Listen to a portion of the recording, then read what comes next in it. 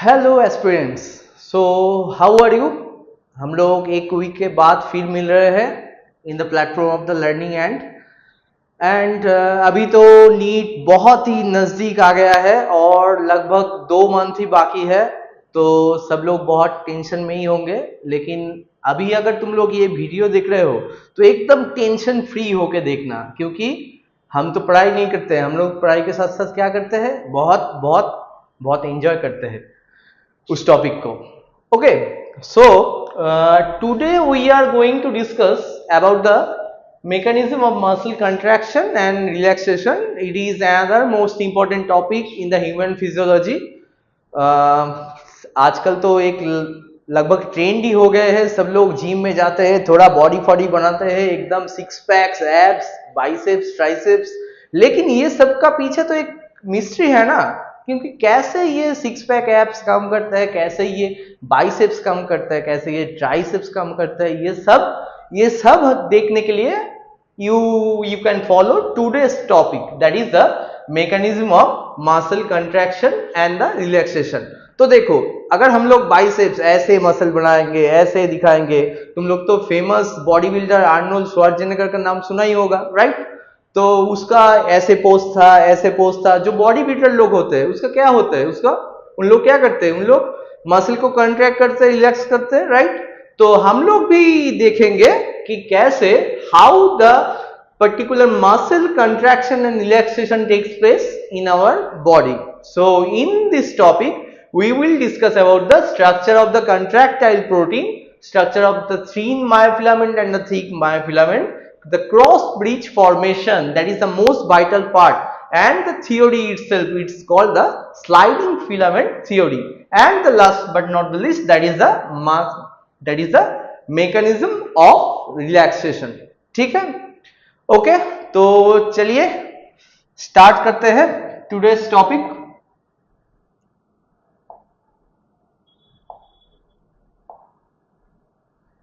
Okay, तो पहले हम लोग जो देख रहे हैं that is the particular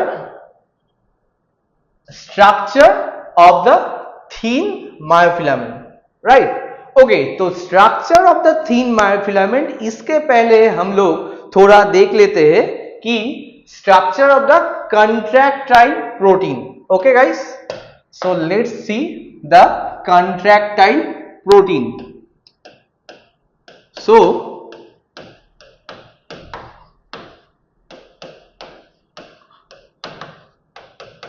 okay, तो कंट्रैक्टाइल प्रोटीन हम लोग देख पाएंगे कि there are mainly 2 types of contractile protein, right. So एक साइड में हम लोग लिख सकते हैं क्या, one is the actin, troponin and the tropomyosin,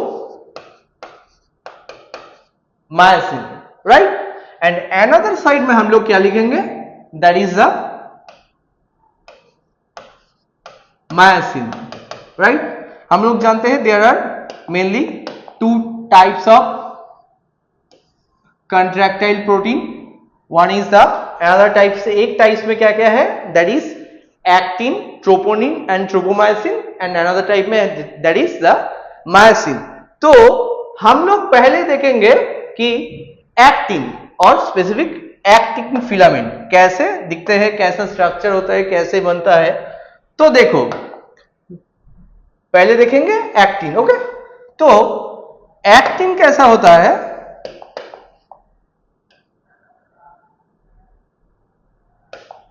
जैसे हम लोग पढ़े थे ना, मोनोमर, पॉलीमर। तो what is the monomer, monomer is the single unit. तो यहां पर भी same, the single unit of the actin is called the globular actin. तो सिंगल यूनिट को हम लोग क्या बोलेंगे, that is the globular actin, और इसको हम लोग बोलते हैं that is G actin, right. तो ये ग्लोब्यूलर एक्टिन क्या होता है, जब ग्लोब्यूलर एक्टिन, देखो ये पर्टिकुलर क्या है, this is the monomer, right. तो मोनोमर से क्या बनेगा? मोनोमर से बनता है पॉलीमर। लेकिन ये मोनोमर से पॉलीमर बनने के लिए there is a particular ion that is called Mg2+ और that is the magnesium ion. NEET 2016 और 2017 का कोई एक ईयर में this is the one of the question that आया था कि हम लोग तो नॉर्मली क्या जानते हैं, calcium is the normal that is the normal iron that helps in the muscle contraction, right? But there is also another iron that is the magnesium which helps for the polymerization reaction. It is the reaction is mainly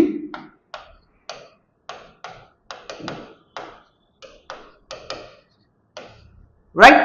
तो globular actin, देखो यहां पर हमने क्या बोला, मैंने क्या बोला कि मोनोमर से बनता है पॉलीमर। ओके, सो पॉलीमर कैसे बनेगा?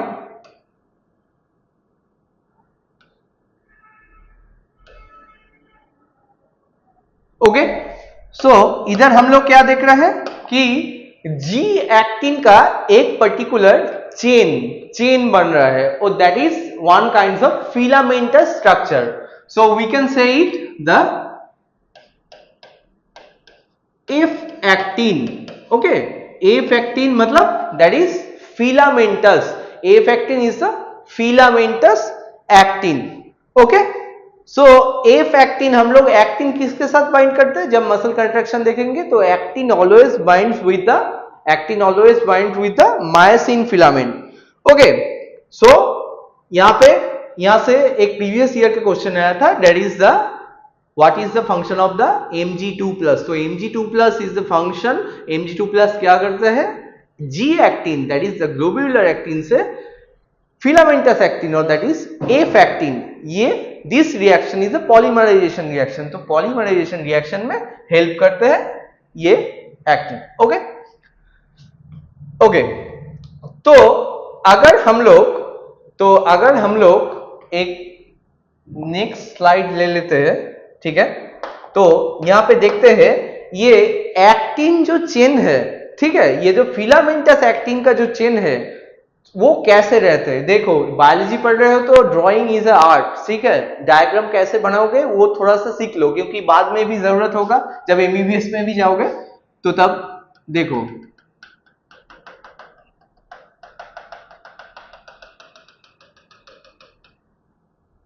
ऐसे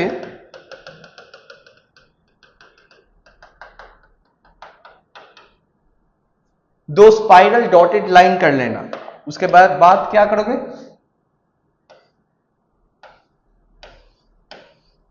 ऐसे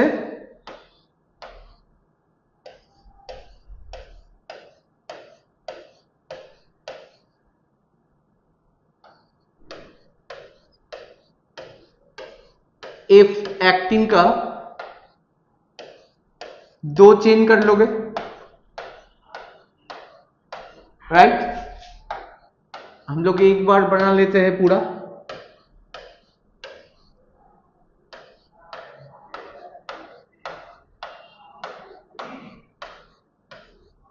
right, so this is about the two chains of F actin. Okay, तो ये तो दो चेन है एफ एक्टिन का, तो this is making the actin filament और हम लोग जो नॉर्मल एक्टिन बोलते हैं। लेकिन यहां पे क्या होता है, एक्टिन के साथ और एक पर्टिकुलर एक्टिन के ऊपर देखो, ऑल टाइम तो हम लोग का मसल ऐसे मतलब कंट्रैक्शन फॉर्म में नहीं रहता है, तो तब तो हाथ ऐसे ही रह जाता, लेकिन ऐसा तो नहीं होता है, रिलैक्सेशन फॉर्म में नहीं रहता है, तो कॉन्ट्रैक्शन ऑल टाइम नहीं होता है मसल। तो यहां पर क्या होता है, ये एक्टिन का there are specific active site. So मान लो यहां पर है in this region, these all are specific active site of actin।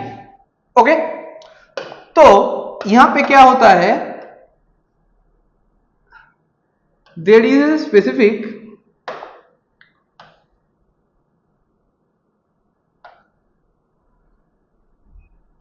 ऐसे एक पर्टिकुलर कवरिंग रहता है, एकदम एकदम एक्टिन, एफ एक्टिन का फिलामेंट को एकदम आर पार करके।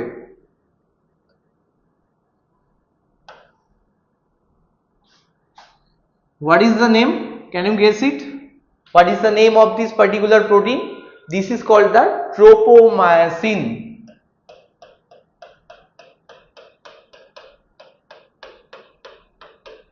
Okay. So this particular, थोड़ा सा मसल है तो ड्राइंग करने में तो टाइम तो लगेगा ही। ओके, तो this particular protein is called the tropomyosin. Okay, तो यहां पर लिख देते हैं हम लोग tropomyosin. What is the function of the tropomyosin? It's wrap the actin filament। Okay, and specifically बोले तो active site of the actin filament। There are also two protein, two मतलब एक, one is actin, one is the tropomyosin and another is the troponin। तो troponin का क्या होता है? troponin का 3 सब यूनिट रहते हैं। ठीक है, तो देख लेते हैं कैसे रहता है।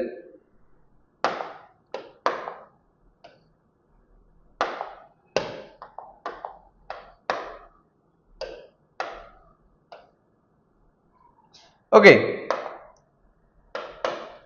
यहां एक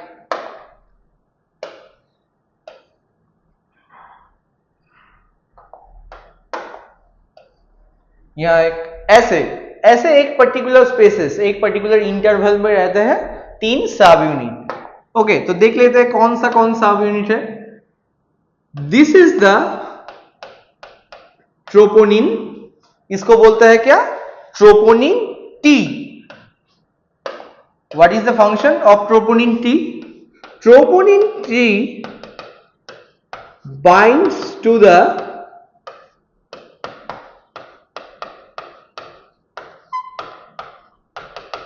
ट्रोपोमायसिन। ट्रोपोनिन टी बाइंड करके रहते हैं किसके साथ? ट्रोपोमायसिन के साथ। क्योंकि देखो, अगर ऐसा ये बॉल सोचोगे ना, तो बॉल के एकदम पेरिफेरी में और पेरीमीटर में कैसा एक रस्सी को लपट लोगे, तो एक अगर थ्रेड रैप किया हुआ रहेगा एक बॉल के साथ, तो वो जो पर्टिकुलर थ्रेड है उसको कौन मतलब बाहर से ऐसे अटैच करके रखेगा? That is the particular troponin. तो यहां पर F actin chain is made up of the globular actin, right? तो मेनी काइंड्स ऑफ मतलब ह्यूज नंबर ऑफ बॉल्स। तो बॉल्स के बाहर में क्या है? That is the thread like structure और टेप लाइक स्ट्रक्चर स्पेसिफिकली बोले तो दैट इज द ट्रोपोमायसिन। लेकिन ट्रोपोमायसिन को कौन अटैच करके रखता है? It is the troponin T. Okay, so here is the troponin T. Troponin T के एकदम साइड में कौन रहता है? दैट इज द ट्रोपोनिन, क्या होगा? Troponin C. ट्रोपोनिन सी क्या होता है कि this helps to binds to the calcium ion, that is the most important for the muscle contraction। okay, and there is another, it is called the troponin I or inhibitory troponin। This is the troponin I, और इसको हम लोग बोल सकते हैं क्या?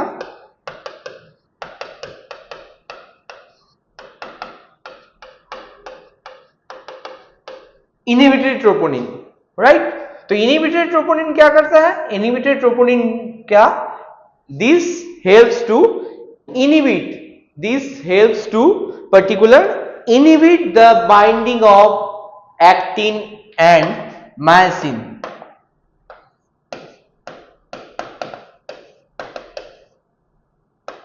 inhibit the binding of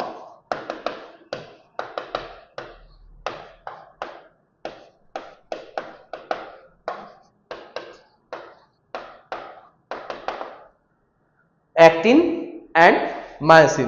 तो हम लोग यहाँ पर एक एक्टिन का पूरा एक्टिन का स्ट्रक्चर देख लिए। तो एक्टिन का स्ट्रक्चर में क्या होता है, the monomer is called the globular actin.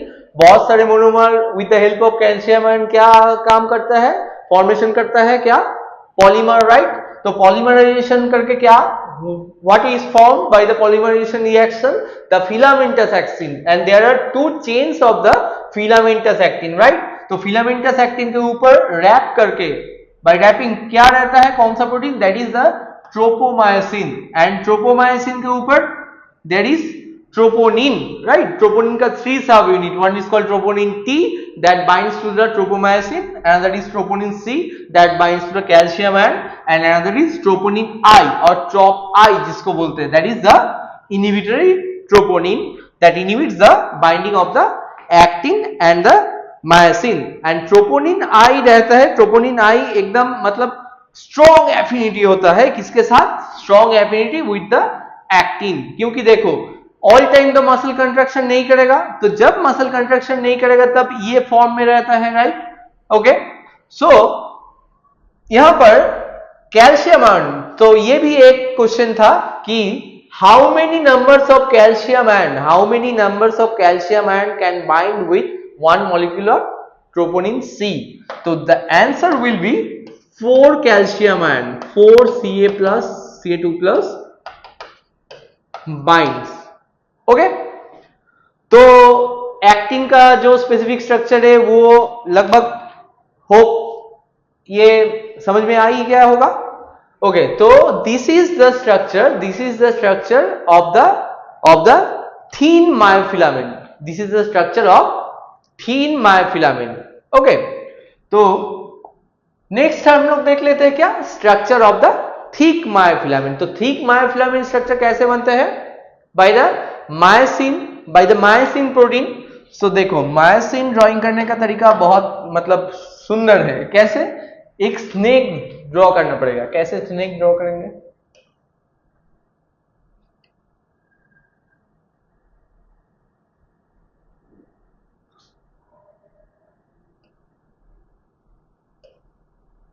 ऐसे, राइट। मायोसिन में भी क्या होता है, मायोसिन में भी मोनोमर एंड पॉलीमर कॉन्सेप्ट आता है। मतलब मायोसिन का जो दिस वन फिलामेंट और दिस वन पर्टिकुलर मायोसिन को हम लोग क्या बोलते हैं, मेरोमायोसिन। तो the single myosin unit is called the meromyosin, right. So यहां पर क्या होता है, two myosins wrap with each other। पूरा देखो स्नेक की स्ट्रक्चर है।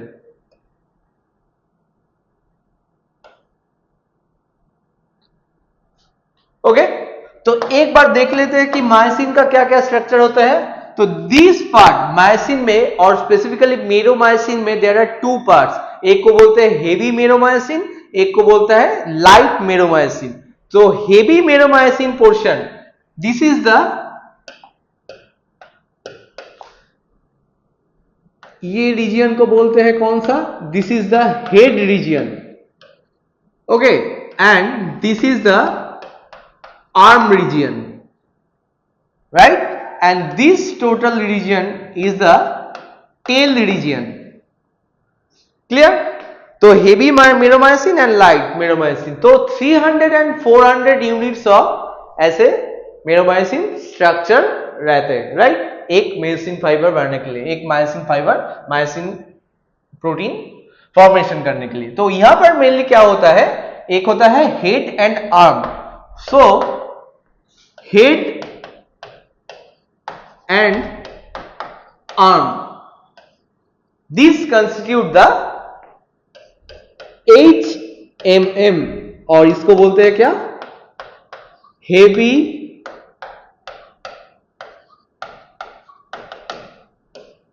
meromycin, right। and this tail portion constitute the LMM. This is called the light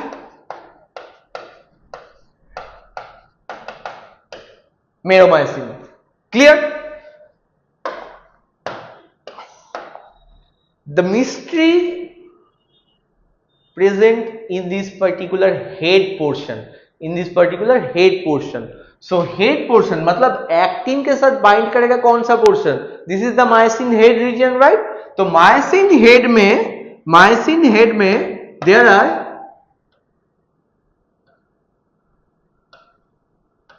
to particular regions.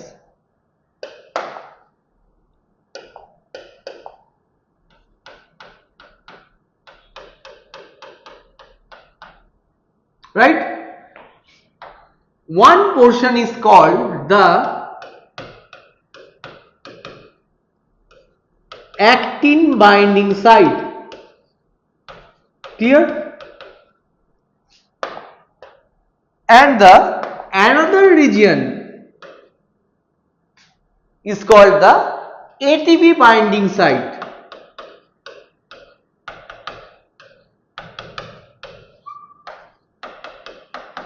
Clear? So actin binding side में तो हम लोग को पता ही चल रहा है कि एक्टिन के साथ बाइंड करेगा this side, but in the ATP binding side there is an enzyme.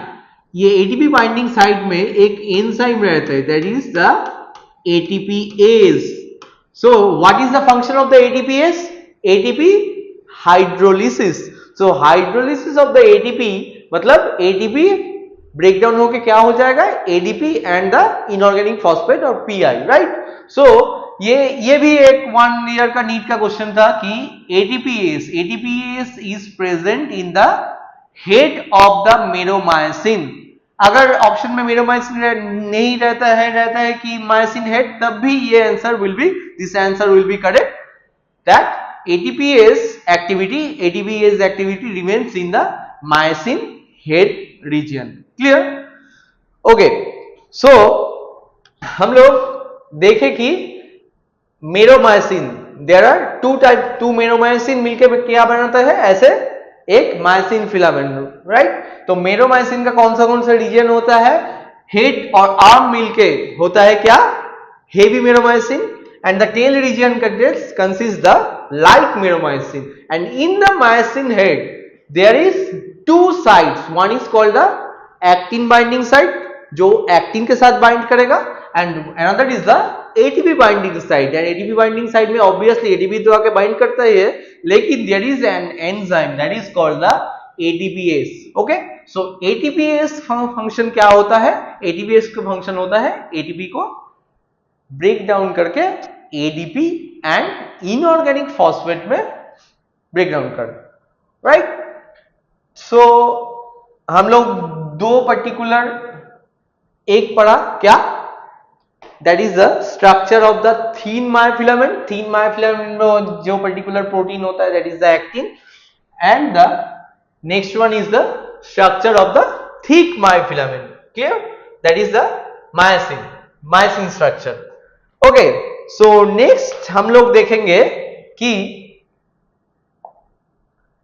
Steps of the muscle contraction. मतलब अभी स्टार्ट करेंगे क्या? मसल कंट्रैक्शन कैसे होता है.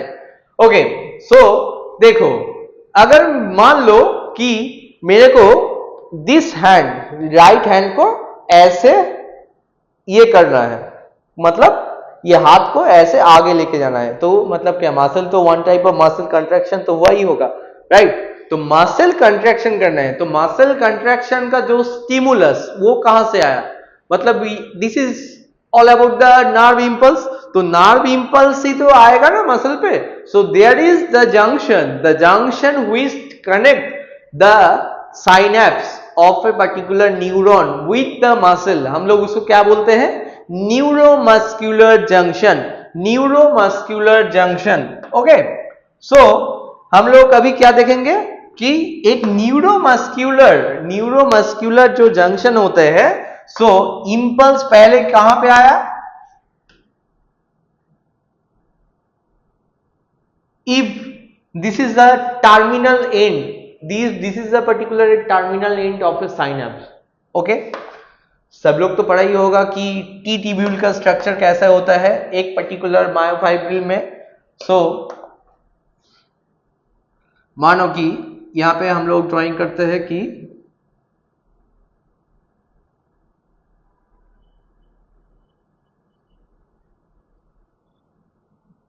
Right, this is the structure of a particular myofibril का ऐसे जो इन्वेजिनेशन होते हैं, that is the contracting unit of the muscle को क्या बोलते हैं? सर्कोमियर बोलते हैं. ओके, तो this is the T tubule. So T tubule अगर होगा तो यहां पे हम लोग मसल की इंडोप्लाज्मिक रेटिकुलम को क्या बोलते हैं? Sarcoplasmic reticulum. तो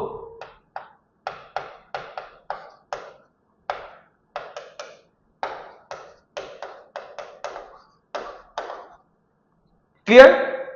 So sir, if this is the sarcoplasmic reticulum, so this side is called the sarcoplasm. Clear? So एक स्टेप वाइज हम लोग देखते हैं. ठीक है, so first step, in the first step हम लोग क्या देखेंगे? Arrival of the impulse on the neuromuscular plate, stepwise. So हम लोग स्टेप्स लिखे हैं. तो फर्स्ट स्टेप क्या होगा? You can write it in your copy.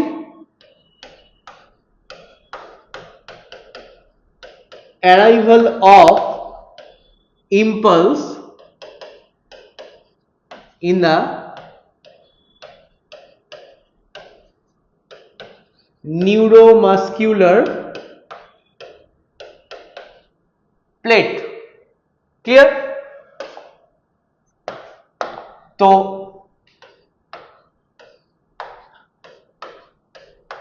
यहां पे इंपल्स आ गया. ओके, सो इंपल्स आने के बाद, so arrival of the impulse होने के बाद देखो क्या रहता है. If this is a synapse, is this is the terminal end, so यहां पर there will be synaptic vesicle. Clear? So in the synaptic vesicle, क्या रहता है? That is the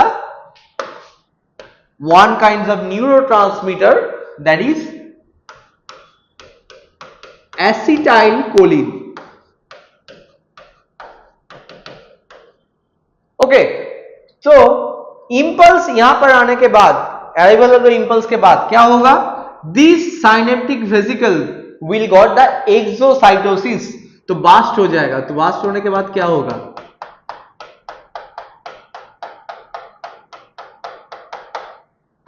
clear? if this region we can call it the synaptic cleft, तो synaptic cleft में कौन आ जाएगा? this acetylcholine molecules. Clear? So acetylcholine molecules जो synaptic cleft में आ जाएगा, उसके बाद क्या है? उसके बाद in the post synaptic region, मतलब ये जो टी ट्यूब्यूल है इसके ठीक ऊपर वाले हिस्से में क्या है?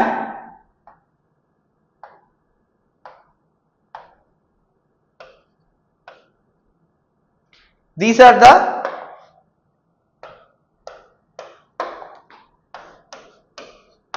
ligand gated, एसिटाइलकोलिन को शॉर्ट में हम लोग बोलते हैं ACH, receptor. So next step में हम लोग क्या बोल सकते हैं? ट्रांसमिशन. पहले तो आएगा एसिटाइलकोलिन, सो एसिटाइलकोलिन आके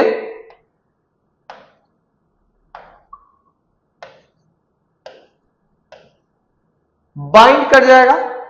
बाइंड करने के बाद अगर रिसेप्टर के साथ आके जो मॉलिक्यूल है पर्टिकुलर रिसेप्टर का, वो मॉलिक्यूल आके बाइंड कर गया, that the particular impulse will come through the T tubule.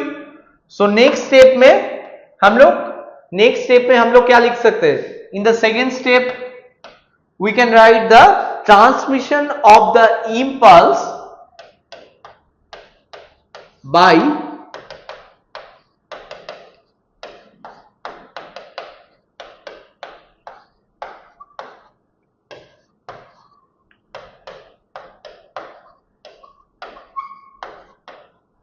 T tubule, transmission of the impulse by T tubule, right? तो ट्रांसमिशन ऑफ द इम्पल्स मतलब T ट्यूब्यूल से जो ट्रांसमिशन है इम्पल्स है वो आ गया, आ जाने के बाद कहां आएगा? कंडक्शन मतलब नर्व इम्पल्स का जो इम्पल्स आया है from the presynaptic postsynaptic, यहां पर क्या होगा? पोस्ट साइनेप्टिक मतलब this is the muscle part that is neuromuscular junction, तो this is the sarcoplasmic reticulum, तो it will reach to the sarcoplasmic reticulum. So conduction, the third point will be conduction of impulse to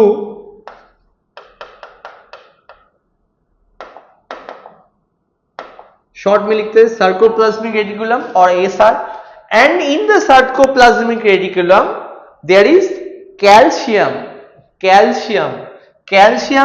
there are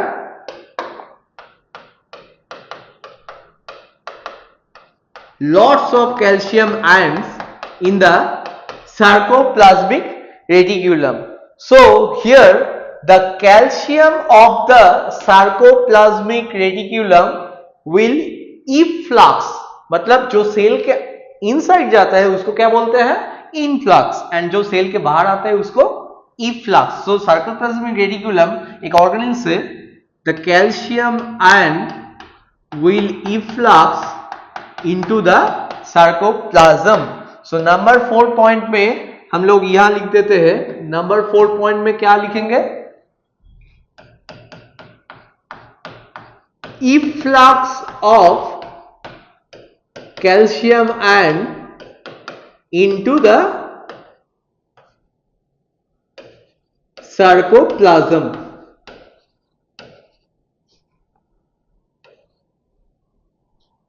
clear?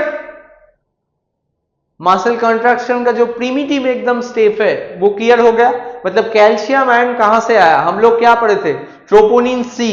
उधर actin में क्या पढ़े थे? Troponin सी. तो troponin C के साथ कैल्शियम आयन बाइंड करता है, लेकिन हम लोग ये नहीं जानते थे कि कैल्शियम आयन जो आया वो आया कहां से? What is the source of the calcium ion? So calcium ion रहता है कहां? Where it lies? It lies in the sarcoplasmic reticulum. With the coming of the impulse into the sarcoplasmic reticulum, the calcium ion efflux into the sarcoplasm. Clear? So इसके बाद हम लोग और एक चीज देख लेते हैं, राइट? सो और एक चीज that is the binding of ATP with myosin. Binding of ATP with myosin. Clear? Okay. इसके पहले एक चीज हम लोग यहां पर देख लेते हैं छोटा करके कि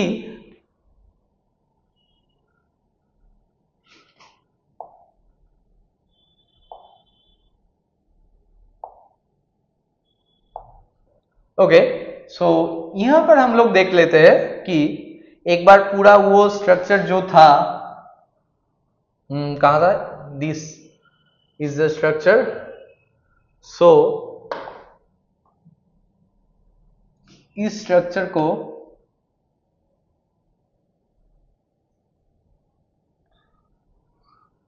अगर हम लोग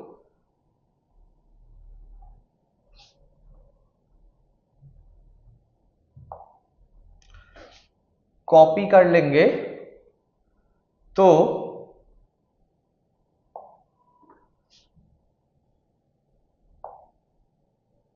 ओके.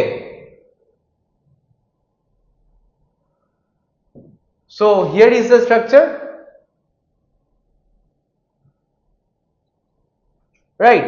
सो दिस स्ट्रक्चर में हम लोग देख लेते हैं कि after coming the calcium ion इसमें क्या होता है. देखो ये जो तीन मतलब troponin T, troponin C and troponin I, ये तीन एक साथ था, राइट। तो ट्रोपोनिन टी पहले calcium ion will these are the Ca2 plus calcium ion will bind to the troponin C region. So after binding ये एकदम से याद कर लेना कि after binding of calcium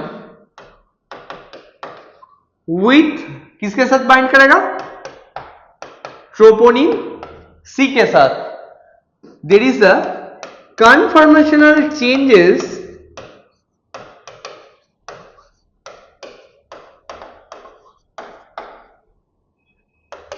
in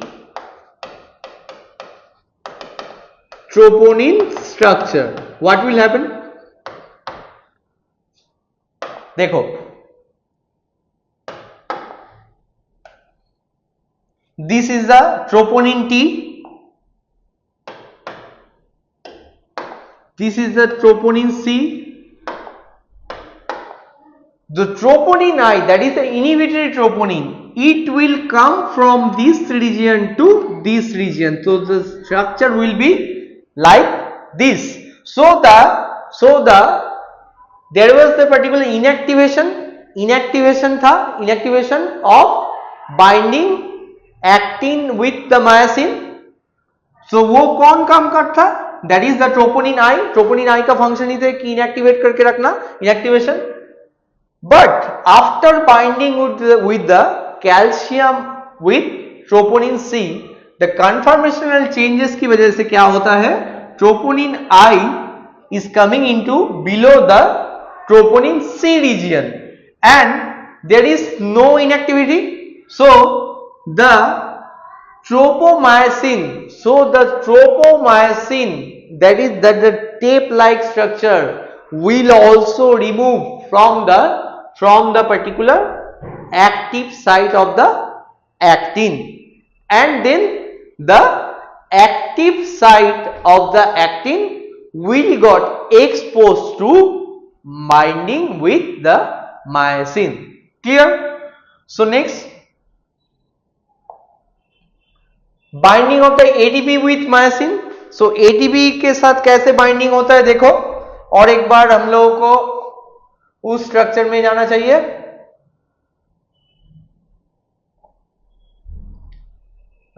that is the structure of the thick myofilament. Okay,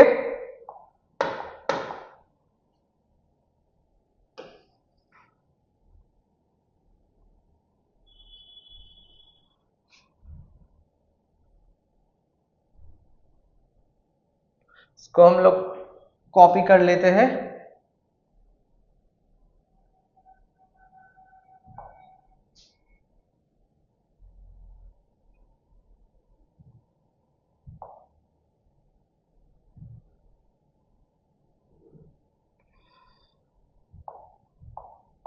okay ठीक है, हम लोग ड्राइंग ही कर लेते हैं एक बार, इतना ही टाइम लगेगा.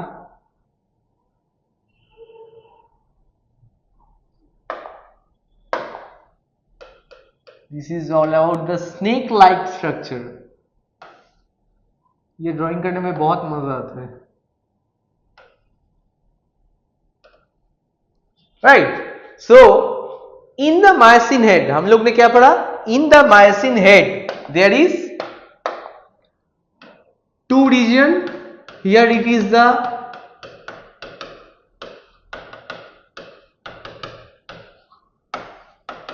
actin binding site and it is the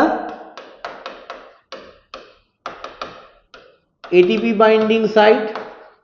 तो देखो, अगर मसल कंट्रैक्शन हो रहा है तो ऑब्वियसली उसके लिए तो एनर्जी चाहिए ही. डेड जब एक कोई भी इंसान जब जीवित नहीं रहते तब क्या होता है, तब देखो उसका बॉडी एकदम फुल कॉन्ट्रैक्शन फेज में ही चला जाता है, क्योंकि लास्ट टाइम बॉडी का जितना भी एनर्जी था वो कॉन्ट्रैक्शन में ही, मसल कंट्रैक्शन में, तो बॉडी देखना एकदम स्टीफ हो गया है, रिलैक्स नहीं करता है, राइट. लेकिन तो उसका मतलब क्या है, मतलब बॉडी का जितना भी एनर्जी था वो चला गया है क्या, मसल कंट्रैक्शन करने में, राइट। तो मसल कंट्रैक्शन होने के लिए तो एनर्जी चाहिए, ऑब्वियसली माइटोकॉन्ड्रिया जो है that is the supplier of the ATP. So ATP क्या होता है, हम लोग पहले क्या बोले थे, यहाँ पे एटीपीएस एक एटीपीएस एक्टिविटी भी होता है। तो एटीपीएस जो एक्टिविटी होता है तो इसमें क्या होता है कि ATP will break down into ADP plus inorganic phosphate plus energy. Okay, so energy भी evolve होता है। Okay, so what enzyme will perform this action? This action is performed by the ATPase. Okay, so greater the amount of the work performed, greater will be the amount of the ATP cleaved। ये थोड़ा तुम लोग right भी कर सकते हो, इसको बोलते हैं Fenn effect. What is that? Greater the amount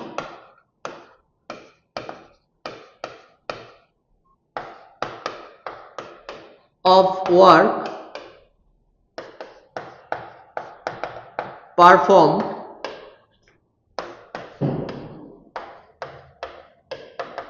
greater amount of ATP will cleaved. It is called the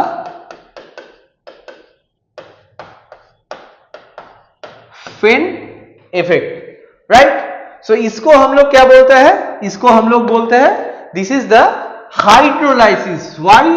because ADP के साथ यहां पर वाटर भी लगता है for the dissociation of the ADP. So we can say it the this is the hydrolysis of ADP. Clear, right? Okay, so next में हम लोग क्या देखेंगे, ये तो हुआ binding of ATP with the myosin. So ये जो एटीपी से, ये जो एटीपी ब्रेकडाउन के साथ साथ, एटीपी ब्रेकडाउन के साथ साथ जो क्या हुआ, एनर्जी रिलीज हुआ, एंड ये एनर्जी कहां यूटिलाइजेशन होगा और कैसे यूटिलाइजेशन होगा, right? So this is call the cross bridge formation. Cross bridge देखो ये कैसे होता है, like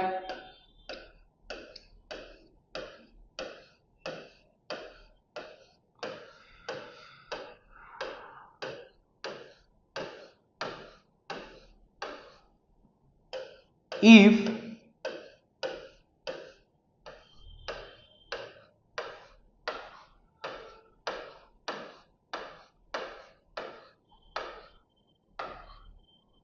this is the particular actin filament, right? This is, if this is the actin filament, so here is the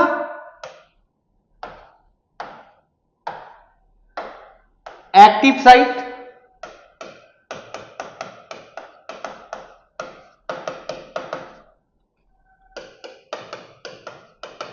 this is the actin filament and this is the active site. The active site will bind with the myosin. So active site को हम लोग बोल सकते हैं कि this is also the myosin binding site and this is the thin filament region.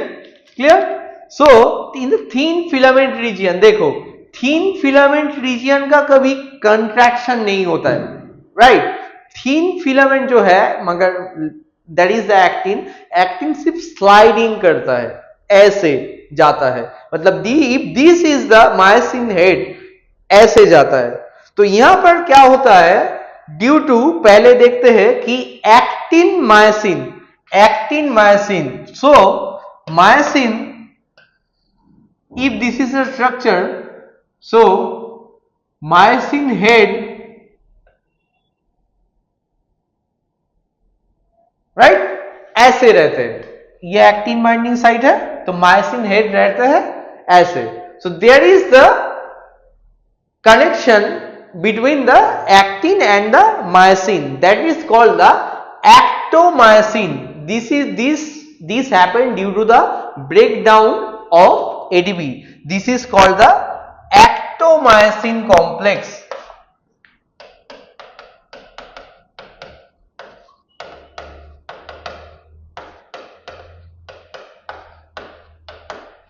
Clear? This is called the actomyosin complex. Clear? Okay. So due to the formation of the actomyosin, मतलब क्या कैसा हुआ? This is the actin मानो and this is the myosin head. ठीक है, तो actin के साथ क्या हुआ? एक्टिन का एक्टिव साइड ओपन हो गया. एक्टिव साइड ओपन होने से क्या हो जाएगा? मायोसिन जाके ऐसे बाइंड कर और ऐसे अटैच कर जाएगा. Clear? So each of the attaching और तुम लोग बोल सकते हो and the pulling, मतलब क्या है? ऐसे हो रहा है तो ऐसे तो खींच भी रहा है. ये हम लोग बाद में मतलब क्रॉस ब्रिज फॉर्मेशन में, मतलब क्रॉस ब्रिज मतलब actin with the myosin, actin myosin के साथ, मतलब एक्टिन का जो एफ एक्टिन फिलामेंटस एक्टिन, उसमें से जो ग्लोब्यूलर एक्टिन है, ग्लोब्यूलर एक्टिन का एक्टिव साइड मायोसिन हेड के साथ ऐसे बाइंड कर गया. ठीक है, तो वहां पर हम लोग क्या देखे थे? एटीपी का एडीपी एंड पीआई. तो ये पीआई जो इनऑर्गेनिक फॉस्फेट है, ये इनऑर्गेनिक फॉस्फेट रिलीज होने के साथ साथ ये जो एनर्जी भी रिलीज होता है. सो एनर्जी रिलीज होने से क्या होता है? देखो, एनर्जी रिलीज होने से ये जो मायोसिन हेड है, ये मायोसिन हेड ऐसे था, हो जाता है कैसे? ऐसे. This is called the tilting of myosin head. This is the tilting of myosin head due to ATP breakdown. ATP breakdown मतलब mainly the energy release, and this procedure it is the most vital part. बहुत लोग का मतलब misconception होता है कि what is the power stroke. ये कोई बोल ही नहीं पाता है कि पावर स्ट्रोक क्या होता है. देखो, power stroke is always the tilting of myosin head. Power stroke ये नहीं कि मायोसिन एक्टिन के साथ बाइंड करेगा, कभी नहीं होता है. ठीक है, तो power stroke is called the tilting of myosin head due to the ATP breakdown and the energy release. Mainly ATP breakdown होने से क्या होता है? The energy release. एंड ये एनर्जी जो रिलीज हुआ वो कहां यूटिलाइजेशन होता है? यूटिलाइजेशन होता है यहां. यूटिलाइजेशन होने से क्या होता है? यूटिलाइजेशन होने से the myosin head got tilted. This phenomenon is called the power stroke. ये कभी नहीं भूलना. This is called the power stroke. Clear? यहां तक क्लियर हो गया? ओके. सो नेक्स्ट में देखो स्लाइडिंग फिलामेंट. ओके, सो ये जो फिगर था, ये फिगर हम लोग एक बार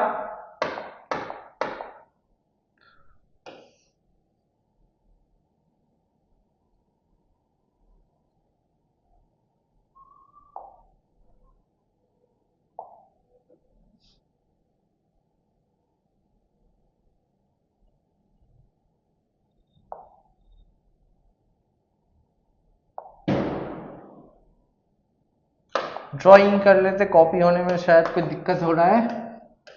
देखो, मैं एक ही फिलामेंट यहां पे ड्रॉ कर रहा हूं.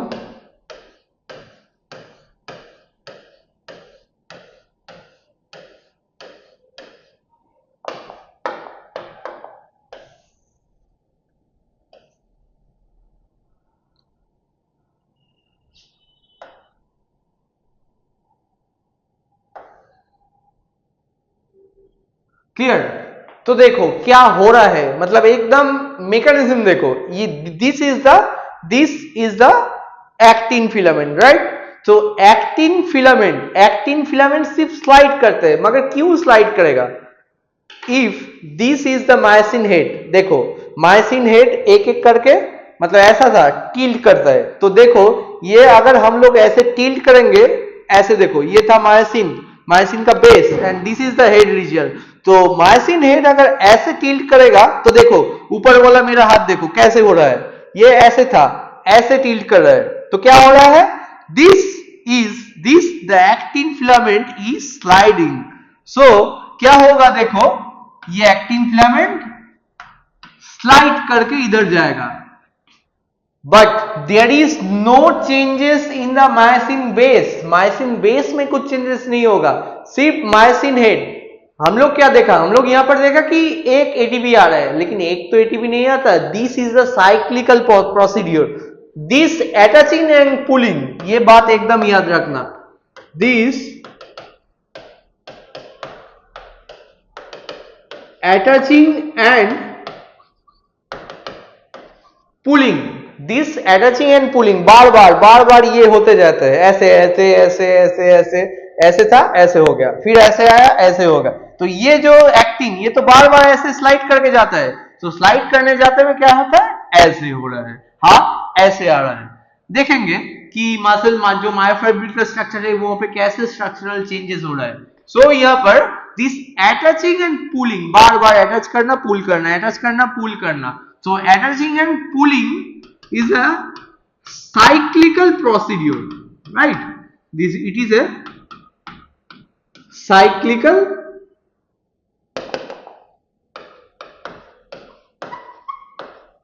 clear. This is a cyclical procedure. So cyclical procedure तो बार बार ऐसे होते ही जाएगा, लेकिन the thick जो फिलामेंट है, thick filament, what is the thick filament? एक चीज याद रखना, ये नीट में क्वेश्चन देते हैं, कौन सा फिलामेंट स्लाइड करता है, कौन सा फिलामेंट स्लाइड नहीं करता है। थिक जो फिलामेंट है, thick filament doesn't slide,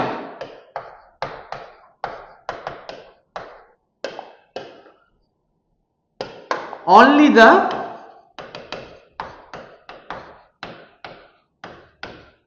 thin filament जो है that will always slide.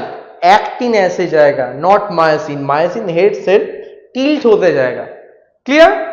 So this theory, this is a sliding filament, actin filament, myosin filament. Actin filament क्या हो रहा है, बार बार ऐसे करके स्लाइड हो रहा है। So this theory is called the sliding filament theory. कौन सा साइंटिस्ट किया था, A.F. Huxley and H.F. Huxley. Scientist का नाम भी ये थोड़ा सा याद रखना चाहिए, क्योंकि उन लोगों ने किया था, जिसके लिए इन लोगों को क्या, the two scientist of the Nobel laureate, that is the A.F. Huxley and H.F. उन लोगों ने इन्वेंट किया था, इसलिए तो हम लोग आज पढ़ रहे हैं, हम लोगों को पता चला क्यों उन लोगों ने इन्वेंट किया था। तो ऑब्वियसली जब भी पढ़ोगे, मतलब थोड़ा सा, मतलब ये साइंटिस्ट का नाम याद रखने की कोशिश करना, क्योंकि देखो तुम लोग भी एक दिन मतलब आई होप कि सब लोग ही एक दिन एकदम आसमान तो छूओगे, टच तो करोगे।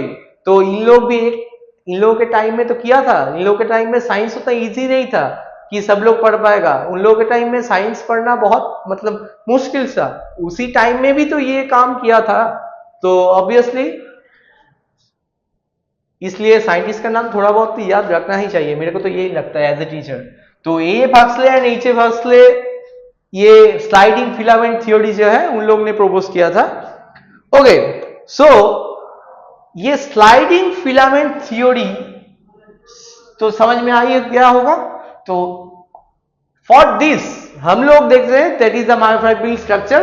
हम लोग क्या देखेंगे, मायोफाइब्रिल स्ट्रक्चर सब लोग शायद पता ही होगा, नॉर्मल बेसिक जो है, that is it is the I band और I for isotropic, and there is the A band. So I band के बीच में हम लोग क्या देखते हैं, that is the Z line, right. I band is the light band and A band is the dark band region. I band के बीच में होता है, लाइट बैंड के बीच में एक dark region, dark line, that is the Z line. Okay, and दोनों सब्सिक्वेंट जेड लाइन के बीच का जो डिस्टेंस है, दैट इज क्या बोलते हैं उसको बोलते हैं sarcomere, right. The distance between the two subsequent Z line is called the सर्कोमियर।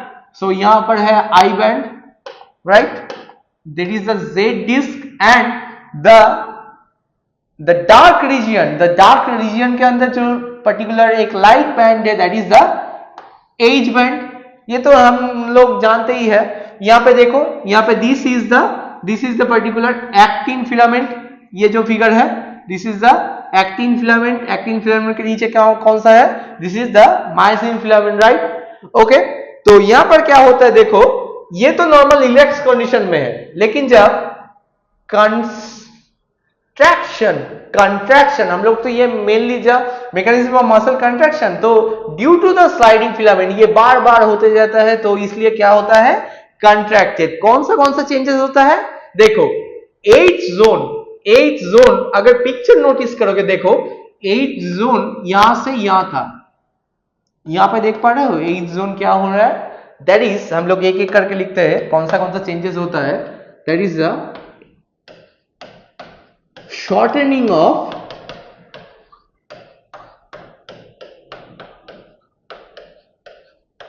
As zone. Clear. और क्या होता है, देखो जेड लाइन, पहले देखोगे ये एक जेड लाइन है and this is the Z line. Z line का डिस्टेंस क्या था, ऐसा, अभी मसल कंट्रैक्शन होने के बाद क्या हो गया है, ऐसा, तो मतलब जेड लाइंस गॉट क्लोजर, और लिख सकते हैं जेड लाइन, ये सबसे बहुत क्वेश्चन आता है, closure. Clear.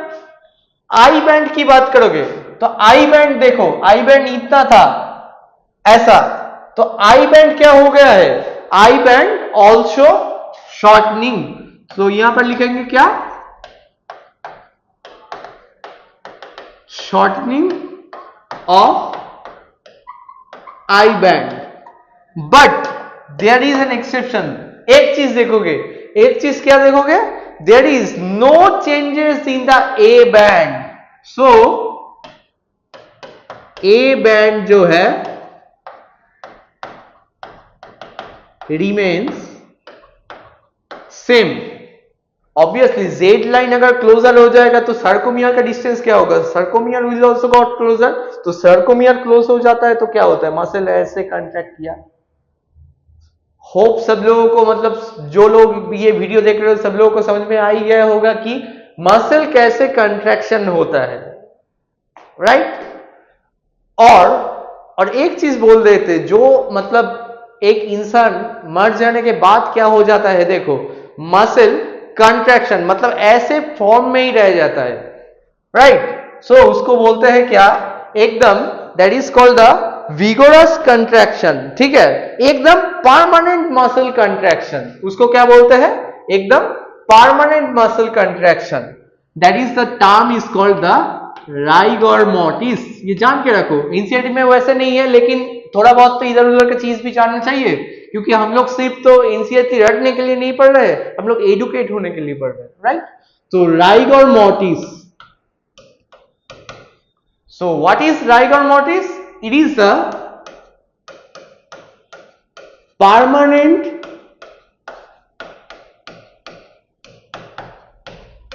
contraction of muscle after death, इसको बोलते हैं हम लोग राइगर मोर्टिस। क्लियर। तो होप सब लोगों को जब मसल कंट्रैक्शन, जो स्लाइडिंग फिलामेंट थ्योरी था, क्रॉस ब्रिज फॉर्मेशन था, ये सब लोगों को शायद, मतलब आई होप कि समझ में आ ही गया होगा। अगर किसी को कोई क्वेश्चन है, किसी का कोई डाउट है, कोई भी मतलब टॉपिक समझ में नहीं आ रहा है, तो you can ask in the comment box, YouTube का कमेंट बॉक्स तो खुला हुआ ही है, बहुत लोग मतलब कमेंट करते हैं, तो तुम लोग भी कमेंट कर सकते हो कि ये टॉपिक में प्रॉब्लम है, कि इसका ये पार्ट और थोड़ा एक्सप्लेन करिए, और 2-3 क्वेश्चन। देखो क्वेश्चन यहाँ से क्या मतलब कहां से आता है, this is the most vital part in the muscle, मतलब जो ह्यूमन फिजियोलॉजिकल लोकोमोशन का जो चैप्टर है, that is the in this portion. Obviously the actin का जो स्ट्रक्चर है, मायोसिन का स्ट्रक्चर है, troponin C, troponin I, tropomyosin किसके साथ बाइंड करता है, और यहाँ पर जो मायोफाइब्रिल का चेंजेस होता है, कैसा कैसा चेंजेस होता है, ठीक है, ये सब बहुत इंपॉर्टेंट है। क्रॉस ब्रिज, जो पावर स्ट्रोक मैं बोला, एडीपी कैसे मतलब डिसोसिएट करता है, ब्रेक डाउन होता है कैसे, Mg2+ का मैग्नीशियम आयन का रोल क्या होता है, कैल्शियम आयन कैसे फंक्शन करता है। These are the most important topic that will come in NEET exam. Okay,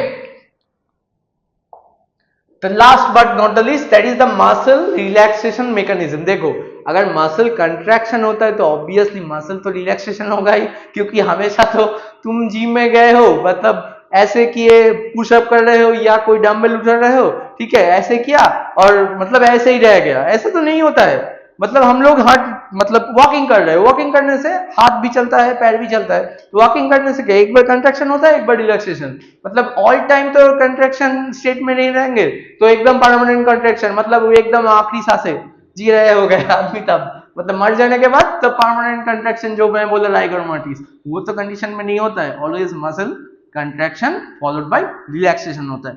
तो देखो, यहां पर मैकेनिज्म ऑफ मसल रिलैक्सेशन में क्या होता है, फिर से एक बार वो पार्ट ड्रॉ कर लेते हैं।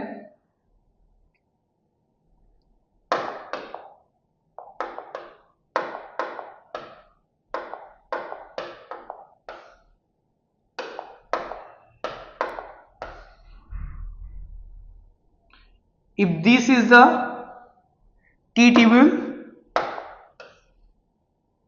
okay, these are the T-tubule, this is the sarcoplasmic reticulum। अभी कैल्शियम जो है, calcium ion is present in the sarcoplasm, clear. And यहां पर जो है एसिटाइलकोलिन रिसेप्टर, यहां पर एसिटाइलकोलिन जो एसिटाइलकोलिन मॉलिक्यूल्स है, these are the acetyl liganded acetylcholine receptor. So the first step, in the first step of muscle relaxation में क्या होता है, stoppage of the impulse. The first one is called the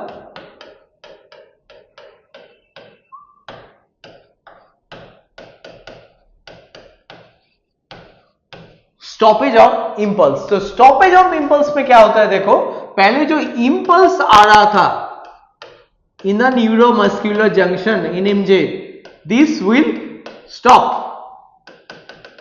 ये आना बंद हो गया।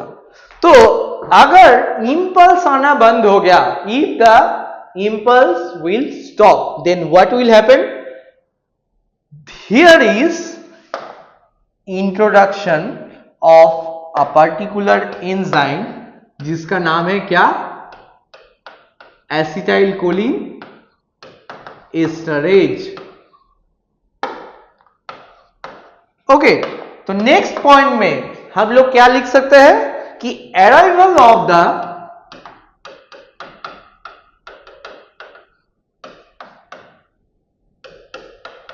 Acetylcholine esterase. So acetylcholine esterase, that is a particular enzyme, तो what it will do, देखो, क्योंकि यहां पर तो ऑलरेडी एसिटाइलकोलिन है साइनेप्टिक क्लेफ्ट में, तो एसिटाइलकोलिन तो बाइंड करेगा ही, लेकिन एसिटाइलकोलिन एस्टरेज आके क्या करेगा, that will number 3 steps, that will break down the acetylcholine। so number 3 step में क्या होगा, breakdown of acetylcholine molecule, clear।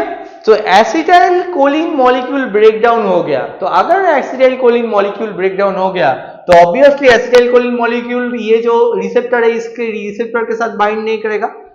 लेकिन एक चीज देखो, तभी भी तो कैल्शियम आयन है सार्कोप्लाज्म में, तो कैल्शियम आयन रहेगा ही, तो कैल्शियम आयन जब तक रहेगा तो वो तो ऑब्वियसली बाइंड करेगा ट्रोपोनिन सी के साथ। तो कैसे हम लोग मसल कंट्रैक्शन से मसल रिलैक्सेशन होगा, तो मसल कंट्रैक्शन में जो जो होता है वो तो पहले स्टॉप करना होगा, राइट, नहीं तो मसल कंट्रैक्शन तो हो ही जाएगा, क्लियर। सो क्या होता है, there is another muscle protein, there is another muscle protein that is the calsequestrin, that is the calsequestrin. So यहां पे क्या आएगा, कैल्सिक्वेस्ट्रिन। ओके, तो नेक्स्ट स्टेप में हम लोग क्या लिख सकते हैं, introduction of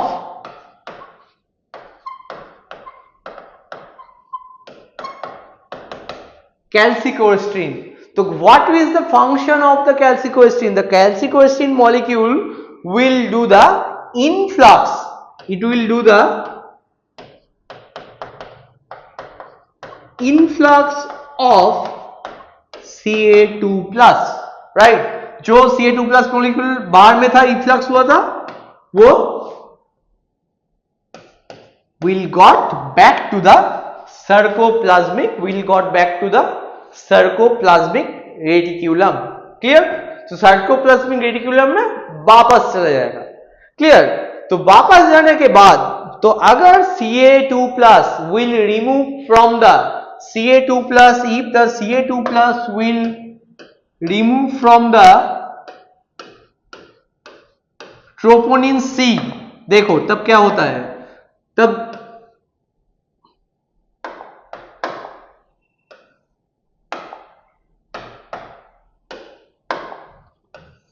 ऐसा था, तो कैल्शियम आयन तो रिमूव हो गया, so then this will got back to its, मतलब ट्रोपोनिन आई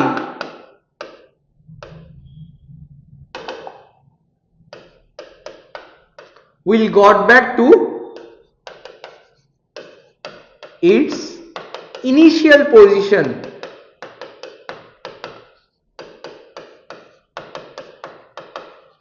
तो अगर इनिशियल पोजीशन में चला गया तो क्या होगा, फिर इसका जो इनएक्टिविटी था, इसका फंक्शन क्या था, inactivation of binding between the actin and the myosin filament, ये फिर से शुरू हो जाएगा.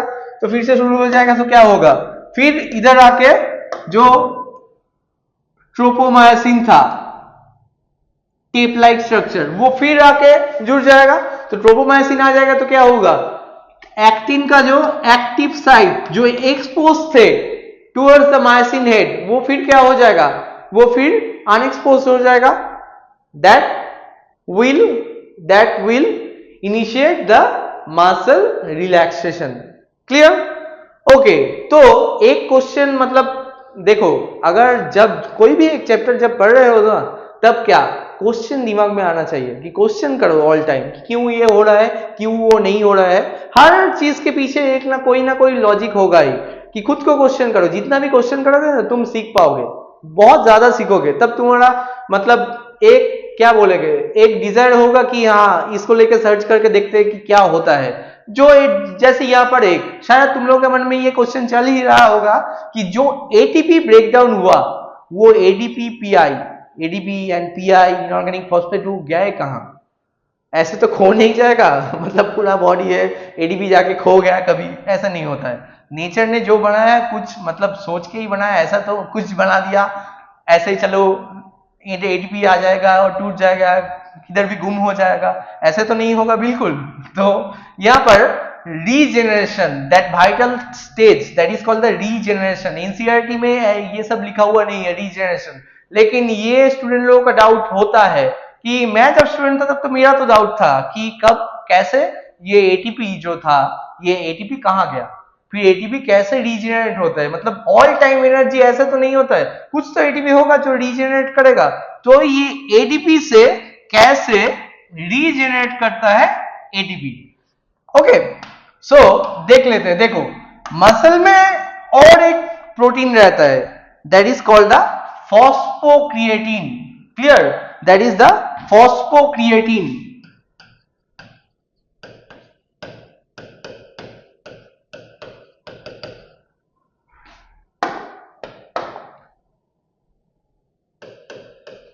That is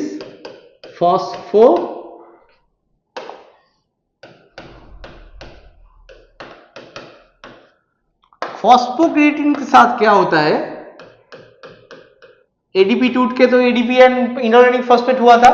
तो एडीपी क्या करता है, एडीपी ये फॉस्फोक्रिएटिन से जो फॉस्फेट ग्रुप है, ये फॉस्फेट ग्रुप को ये ले लेता है. Right? It collects the phosphate group from the phosphocreatine and excretory तो सब ने पढ़ा ही होगा। तो एक्सक्रीटरी में क्या है, एक्सक्रीटरी सिस्टम में हम लोगों का जो एक्सक्रीटरी प्रोडक्ट है उसमें creatine is one of the most important excretory material in our body. तो the creatine will excreted from our body and the ADP and the phosphate group will make the ATP molecule. Clear? So this ATP molecule, these steps we can call it the regeneration of ADP. Clear? So ADP का regeneration कैसे हुआ, देखो muscle relaxation is not a simple, मतलब हम लोग सिर्फ पढ़ते हैं मसल कंट्रैक्शन, रिलैक्सेशन में उतना मतलब ध्यान ही नहीं देख रहा, हो गया होगा एटीपी जो टूट गया वो एटीपी फिर बन गया, लेकिन एटीपी बना कैसे, ये तो क्वेश्चन आना चाहिए मन में। तो एटीपी रीजनरेशन होता है from the phosphocreatine. Clear?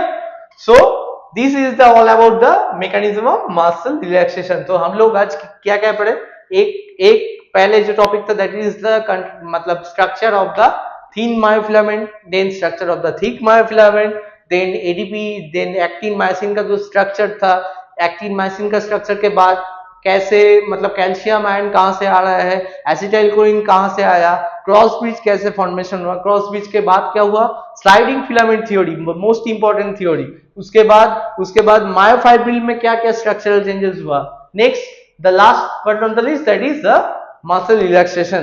Clear?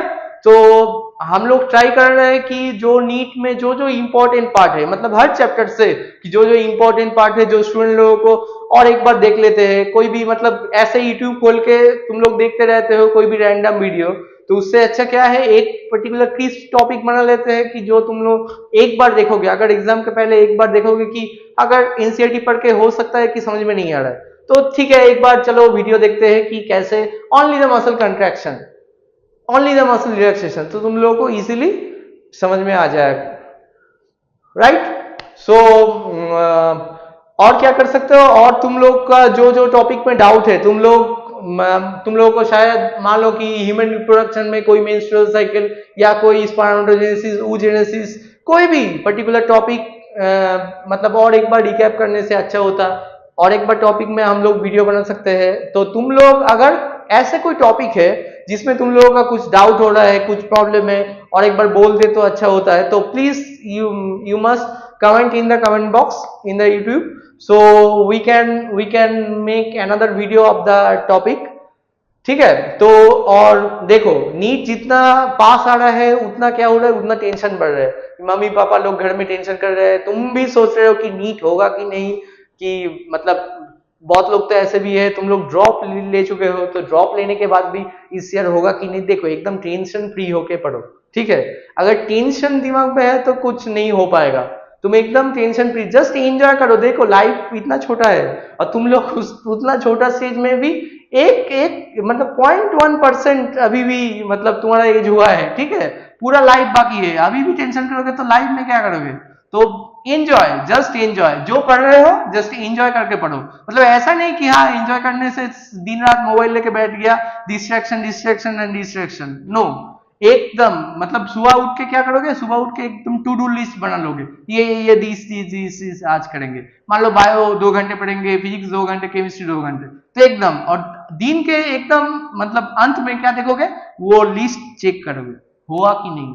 देखो अगर मेहनत करोगे तो हो ही जाएगा, ऐसा कोई मतलब तुम लोग ऐसा कोई एग्जाम नहीं दे जा रहे हो कि नहीं होगा, थोड़ा सा पेशेंस चाहिए, थोड़ा सा डेडिकेशन चाहिए और थोड़ा सा डिटर्मिनेशन चाहिए। एकदम अर्जुन ने क्या देखा था, मछली का एकदम आंख देखे थे, तुम लोगों को मछली का आंख अभी दैट इज द एकदम टॉप। मैं बहुत बच्चे लोगों के साथ बात किया कि उन लोगों को मतलब कितना मार्क्स लेके आना चाहिए, कितना टारगेट है, सब लोग बोलते हैं 600, 620, 650। मेरा तो क्वेश्चन ये है कि व्हाई नॉट द 720, क्यों तुम लोग मतलब एवरेस्ट के पीक को नहीं देख रहे हो, एवरेस्ट की पीक को अगर नहीं देखोगे तो कैसे मतलब बेस कैंप तक जाओगे, बेस कैंप से एवरेस्ट की पीक तो एकदम मतलब आखिरी मंजिल है। कोई भी जो माउंटेनियर्स जाते हैं तो वो लोग तो जाते हैं ना कि हम लोग क्लाइंब करेंगे एकदम मतलब समिट करके आएंगे, कोई तो ये नहीं चाहता कि फास्ट बेस कैंप से वापस आ जाएंगे, राइट। तुम लोगों को भी तो वैसा ही होना चाहिए कि जाना चाहिए कहाँ, एकदम हम लोगों का टारगेट होगा 721 720, कि हम लोग फुल 100% एफर्ट दे, उसके बाद मतलब जो हुआ हुआ, मतलब हम तुम लोग को तो एक ऐसा सोचना चाहिए कि हाँ हम लोग 100% कमिट करके 100% एकदम मतलब 100% डाल के ही आए उधर, एकदम फोड़ के आ गए, राइट। तो एकदम मतलब खुश रहो और एंजॉय द लर्निंग। देखो एक सर्कस की बाघ देखोगे ना, तो देखोगे बाघ कहाँ रहता है, मतलब टाइगर कहाँ रहता है, जंगल में। लेकिन पहले जो सर्कस होता है, अभी तो बैन हो गया है, पहले जो सर्कस होते हैं देखोगे रिंग मास्टर क्या करते हैं, राइट। रिंग मास्टर एक रिंग से मतलब एक रिंग क्या करते हैं, ऐसे चाबुक दे के मारता है, मतलब बाघ को ऐसे मारता है, बाघ दो पैर में ऐसे खड़ा हो गया। लेकिन उस टाइगर तुमको होना नहीं है, this tiger is called the, मतलब तुमको वेल ट्रेन्ड होना नहीं है, तुमको वेल एडुकेटेड होना है। द टाइगर दैट, मतलब जो बाघ वैसे खड़ा हो जाता है दो पैर में, मतलब चाबुक के डर से, उसको वेल ट्रेन बोलता है, वेल एडुकेटेड नहीं। तुमको होना है well educated, well train obviously बन जाओगे उसके साथ साथ। तो be focused and be confident, तुम लोग एकदम फोड़ के आओगे।